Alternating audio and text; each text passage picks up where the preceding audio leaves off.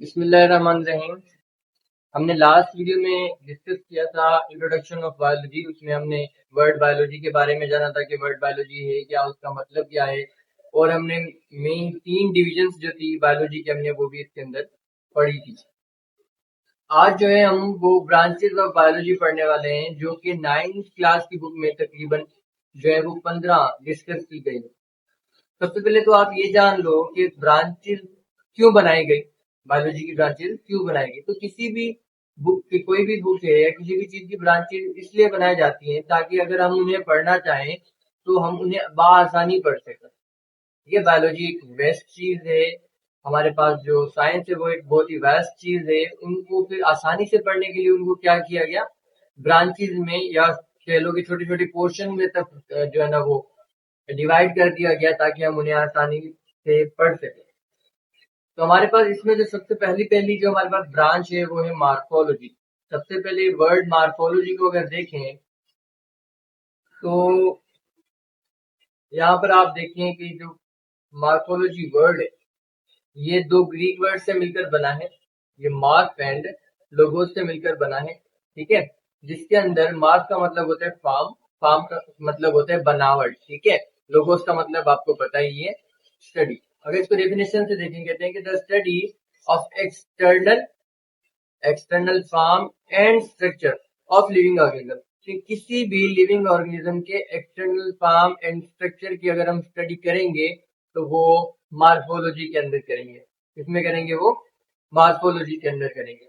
तो ये किसी भी ऑर्गेनिज्म के एक्सटर्नल फॉर्म एंड स्ट्रक्चर क्या होते हैं, तो वो होते हैं लाइक मैं कहूँ कि लेट्स सपोज कोई ह्यूमन है, तो भाई इस ह्यूमन के कितने हम कह सकते हैं लिम्स हैं, ये 4 लिम्स हैं। यानी कि 2 हिंड लिम्ब, 2 फोर लिम्ब। जैसे कि मैं कह सकता हूँ कि किसी भी इंसान के भाई 2 हैंड्स हैं, ठीक है, 2 लेग्स हैं, ठीक है, 2 आईज हैं, ठीक है। ये किसी भी ऑर्गेनिज्म की क्या है, एक्सटर्नल स्ट्रक्चर्स में आ जाती है चीजें, ठीक है। अगर कोई लेट्स सपोज मैं कहता हूँ कि भाई कोई गोरिल्ला है या कोई बफेलो है या कोई काव है, तो जो उनकी स्किन है, स्किन के ऊपर क्या होते हैं भाई, हेयर होते हैं, ठीक है। अभी क्या है, किसी भी ऑर्गेनिज्म की बाहर की बनावट है, सही है। तो अगर हम किसी भी ऑर्गेनिज्म को बाहर से देखेंगे, उसका कलर क्या है, उसकी मतलब दिखने में वो कैसा दिखता है, तो हम कह सकते हैं कि हम उस ऑर्गेनिज्म की मार्फोलॉजी को स्टडी करते हैं। The study of external form and structure, याद रखें, external form and structure, it means morphology. इसके बाद हमारे पास आ जाता है एनाटॉमी। एनाटॉमी के भी पहले वर्ड को देख लेते हैं। तो एनाटॉमी वर्ड फिर से 2 ग्रीक वर्ड से मिलकर बना है, जिसमें पहला जो एनाटॉमी वर्ड है वो है एना। एना का मतलब होता है पार्ट या अपर पार्ट, ठीक है। और टोम का मतलब होता है कटिंग। एनाटॉमी में हम क्या पढ़ते हैं कि the study of internal part of living organism by cutting them open. कि हम ऑर्गेनिज्म के इंटरनल पार्ट के बारे में पढ़ेंगे, उनको काट कर ओपन करके, यानी उनके अपर पार्ट को काट के ओपन करके उनके इंटरनल और जो है वो ऑर्गन्स के बारे में पढ़ने को, इंटरनल पार्ट्स के बारे में पढ़ने को हम क्या बोलते हैं, एनाटॉमी। लाइक अगर हम हार्ट के बारे में पढ़ रहे हैं, ठीक है,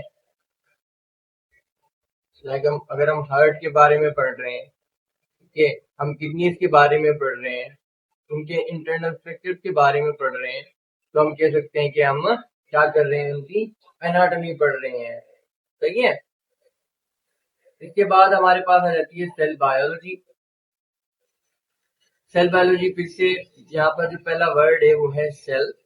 सेल एक लैटिन, ठीक है, सेल एक लैटिन वर्ड से लिया गया है। सेल एक लैटिन वर्ड है जिसका मतलब होता है कंपार्टमेंट या रूम। इसके पीछे एक छोटी सी कहानी है, वो हम आगे चलकर जो है वो सेल वाले चैप्टर के अंदर कंप्लीट डिटेल से पढ़ेंगे कि इसको कंपार्टमेंट या रूम क्यों कहा गया, सेल का सेल नाम कैसे पड़ा। इसकी थोड़ी सी ब्रीफ हिस्ट्री भी हम आगे चलकर पढ़ने वाले हैं। फिलहाल आप ये याद रखें कि सेल का जो मतलब होता है वो एक कंपार्टमेंट या स्मॉल रूम। और बायोलॉजी की कंप्लीट वर्ड के बारे में तो आपको पता ही है कि भाई बायो का मतलब होता है लाइफ, लोगोस का मतलब होता है स्टडी। तो इन सिंपल हम सेल की लाइफ के बारे में पढ़ने वाले हैं, या हम दूसरे लफ्जों में कहें the study of cell and its organelle. कि हम सेल की स्टडी करेंगे और उसके ऑर्गेनल्स की स्टडी करेंगे, किसके अंदर, सेल बायोलॉजी में। सर सेल तो ठीक है, इस ऑर्गेनेल से क्या मतलब, सेल के अंदर छोटे छोटे से दूसरे पार्ट होते हैं जो मिलजुल कर सेल के अंदर काम करते हैं, जिन्हें सेल ऑर्गेनेल कहा जाता है। सेल के छोटे छोटे पार्ट को, लाइक वैक्यूल होता है, न्यूक्लियस होता है, ठीक है, राइबोसोम्स होते हैं। तो ये सेल के छोटे छोटे पार्ट्स होते हैं जो मिलजुल कर काम करते हैं सेल के अंदर, ठीक है। तो the study of cell and it organelle, हम सेल बायोलॉजी में क्या करेंगे, सेल की और उसके ऑर्गेनल्स की स्टडी करेंगे, सही है। उसके बाद आ जाती है हमारे पास हिस्टोलॉजी। तो अब हिस्टोलॉजी के भी सबसे पहले वर्ड को देखें तो हिस्टोलॉजी कंप्लीट वर्ड इन दो लफ्जों से मिलकर बना है, हिस्टोस एंड लोगोस। लोगोस का मतलब आपको पता ही है, तो पहले हिस्टोस को तो देख लें कि भाई हिस्टोस का मतलब होता है टिश्यू, लोगोस का मतलब होता है स्टडी। तो सर टिश्यू की स्टडी करने को क्या बोलते हैं, हिस्टोलॉजी। और सर ये टिश्यू है क्या, ये हमारे पास क्वेश्चन होता है ना कि सर ये पहले ये तो बताएं कि टिश्यू है क्या। तो बेटा जब एक सेल, लेट्स सपोज मैं कहता हूँ ये एक सेल है, फिर ये दूसरा सेल, फिर ये तीसरा सेल, फिर ये चौथा सेल, पांचवा, छठा, सातवां, जब इसी तरह काफी सारे सेल मिल जाएं और मिलजुल कर एक कोऑर्डिनेशन में काम करने लगे, तो हम इन सेल्स के ग्रुप को कंप्लीटली क्या नाम दे देंगे कि सर ये एक टिश्यू है। तो भाई हम हिस्टोलॉजी में क्या पढ़ने वाले हैं, टिश्यूज के बारे में पढ़ने वाले हैं। किनके टिश्यू, प्लांट्स के टिश्यू एंड एनिमल्स के टिश्यू। चलिए इसके बाद हम आगे वाली ब्रांचेस पे चलते हैं।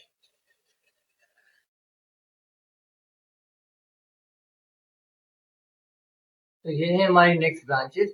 इसमें हमारी जो फिफ्थ ब्रांच है वो है physiology.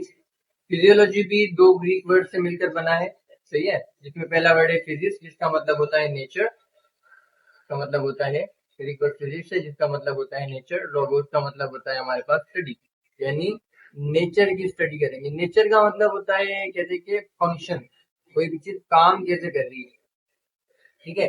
The study about functions of living organism, अगर हम किसी भी लिविंग ऑर्गेनिज्म के फंक्शंस के बारे में पढ़ेंगे तो वो हम फिजियोलॉजी में पढ़ने वाले हैं। सर तो जो लिविंग ऑर्गेनिज्म के फंक्शन है वो क्या होते हैं, क्या होते हैं वो हमें क्या पता है, चलो मैं बता देता हूँ आपको। वो होते हैं हमारे पास, लाइक मैं कहता हूँ कि एक लेट सपोज कोई भी ह्यूमन है, ठीक है, उसके अंदर अब जाहिर सी बात है ह्यूमन है तो वो उसके अंदर रेस्पिरेटरी सिस्टम भी चल रहा है, उसके अंदर सर्कुलेटरी सिस्टम भी चल रहा है। अब हमारे पास रेस्पिरेटरी सिस्टम यानी सांस लेने का अमल, तो भाई सांस लेने का अमल है तो सांस लेने के अमल में जो है वो सांस कोई भी इंसान कैसे ले रहा है, लाइक कैसे वो माहौल में मौजूद एयर को अपने अंदर लेके जा रहा है, फिर वो एयर कैसे जो है ना एयर में मौजूद ऑक्सीजन कन्वर्ट हो जा रही है कार्बन डाइऑक्साइड के अंदर। तो इस तरह का पूरा मैकेनिज्म कि भाई ये इंसान के अंदर ये सांस लेने का अमल किस तरह से हो रहा है, किस तरह फंक्शन हो रहा है, ये सारा का सारा हम जो है ना किसमें पढ़ने वाले हैं, फिजियोलॉजी में। सिर्फ ये सांस लेने का अमल नहीं, किसी भी ऑर्गेनिज्म में किसी भी किस्म के जितने भी काम होते हैं, जितने भी फंक्शन होते हैं, वो हम फिजियोलॉजी में पढ़ने वाले हैं, ठीक है। उसके बाद हमारे पास नेक्स्ट जो आती है सिक्स्थ वर्ड वो है ब्रांच टेक्सोनॉमी। टेक्सोनॉमी में टेक्सोनॉमी वर्ड दो वर्ड से मिलकर बना है, जिसमें पहला वर्ड है टेक्सिस जिसका मतलब होता है अरेंजमेंट, ठीक है, और दूसरा वर्ड है नोमोस जिसका मतलब होता है नेम। तो टेक्सोनॉमी एक ऐसी ब्रांच है जिसमें ऑर्गेनिज्म को अरेंज किया जाता है, उनके साथ साथ न्यू आने वाले जानदारों को, ऐसे समझो कि न्यू जो है ना, ठीक है, अल्लाह ताला है, अल्लाह ताला ने बहुत सी जो है ना वो क्रीचर्स बनाई हुई है और आज तक भी जो है ना वो न्यू न्यू क्रीचर्स हमारे सामने आती रहती है। तो फिर वो न्यू क्रीचर जिस भी तरह की दिखती है उसको उसी के तरह के ग्रुप में डाल दिया जाता है, और ये सब पॉसिबल है एक ब्रांच टेक्सोनॉमी की वजह से। क्योंकि जो टेक्सोनॉमी ब्रांच के अंदर रूल जो है, प्रिंसिपल्स है, उनको ग्रुप करने के लिए, ठीक है, उनको ग्रुपिंग करने के लिए क्या है, रूल्स है, प्रिंसिपल्स है, और उन रूल्स एंड प्रिंसिपल के अकॉर्डिंगली उन सबको पढ़ के तो ना उनको कोई ना कोई नाम भी दे दिया जाता है। अब नाम से तो क्या है, किसी भी ऑर्गेनिज्म की क्या होती है भाई, पहचान होती है, सही है। तो इन सिंपल मैं आपको बताता हूँ कि भाई टेक्सोनॉमी ब्रांच में क्या किया जाता है। टेक्सोनॉमी ब्रांच में हम पढ़ते हैं किसके बारे में, रूल्स के बारे में, रेगुलेशंस के बारे में, और ऑर्गेनिज्म की ग्रुपिंग कैसे करनी है उसके बारे में पढ़ते हैं, और ऑर्गेनिज्म को कैसे नाम दिया जाता है उसके बारे में पढ़ते हैं। तो ये सब चीजें हम किसके अंदर पढ़ते हैं, टेक्सोनॉमी ब्रांच के अंदर। टेक्सोनॉमी की जरूरत क्यों पड़ी, अब आप देखें कि ऑर्गेनिज्म है और ऑर्गेनिज्म एक दूसरे से बिल्कुल ही अलग अलग दिखते हैं। अब प्लांट को देखो वो किसी और तरह के दिखते हैं, परिंदों को देखो वो किसी और तरह से दिखते हैं, अगर मछलियों को देखो वो किसी और तरह से। तो अगर हम उन सबको इकट्ठा पढ़ना चाहते हैं ना तो हमारे लिए क्या था, बहुत ही ज्यादा मुश्किल हो जाती थी बात। तो फिर हमने क्या किया, उनको एक रूल्स और प्रिंसिपल के चलते उन्हें पढ़कर उनको खास तरह से मतलब अलग अलग जो है ना वो ग्रुप्स में तकसीम करके रखा ताकि हम उन्हें इजीली पढ़ सकें। सही है। तो ये सब हमने काम किस ब्रांच में सीखे, ये हम सीखेंगे या पढ़ेंगे टेक्सोनॉमी के अंदर कि ऑर्गेनिज्म को कैसे नाम दिया जाता है, कैसे उनको डिफरेंट ग्रुप्स में क्लासिफाई किया जाता है। ठीक है, रूल्स एंड प्रिंसिपल्स को देखकर। उसके बाद हमारे पास जो नेक्स्ट ब्रांच है वो है जेनेटिक्स। सही है। Genetics word Greek word genesis से लिया गया है, जिसका मतलब वैसे तो डिसेंट या ओरिजिन होता है। ओरिजिन का मतलब होता है बच्चे इब्तदा। क्या होता है, इब्तदा, शुरुआत की जिंदगी की बुनियाद। सही है। डिसेंट का मतलब यूं ही ले लो कि नीचे से कोई भी चीज नीचे की तरफ आना। तो जेनेटिक्स में हम क्या पढ़ने वाले हैं, जेनेटिक्स में हम पढ़ते हैं the study of heredity. Genetics क्या है, हेरिडिटी की स्टडी है। सर की हेरिडिटी क्या है, हेरिडिटी बोलते हैं कि that is transferring of characters from parents to offspring. अब हेरिडिटी होता है ट्रांसफरिंग ऑफ कैरेक्टर। अब ये कैरेक्टर क्या है, ये कैरेक्टर्स का मुंतकिल होना वालिदैन से उनके बच्चों में। सर ये कैरेक्टर्स क्या होते हैं, हेरिडिटी है transferring of character from parents to offspring, के कैरेक्टर का पेरेंट से ऑफस्प्रिंग में चले जाना। ये इसके बारे में हम किसमें पढ़ेंगे, जेनेटिक्स में पढ़ने वाले हैं। लेकिन सर ये कैरेक्टर ये है क्या भाई, हेरिडिटी कैरेक्टर्स होते हैं हमारे पास। हेरिडिटी कैरेक्टर्स कौन कौन से होते हैं, लाइक हमारे पास भाई आईज कलर,